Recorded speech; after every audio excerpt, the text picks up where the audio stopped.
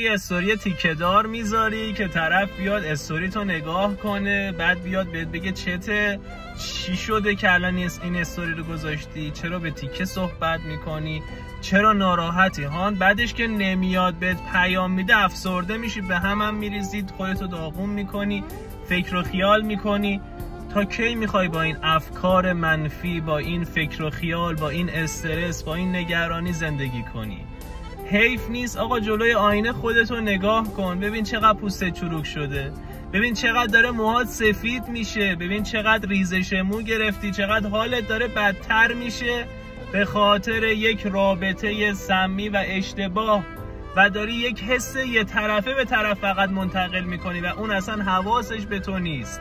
شاید اصلا با یه نفر دیگه در ارتباطه، شاید اصلا از تو خوشش نمیاد، صرفا داری محبت رو گدایی میکنی ازش.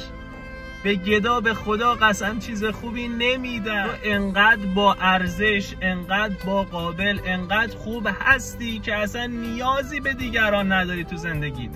خودت رو خسته نکن، توی روابط اشتباه دست و پا نزن. دمت گرم.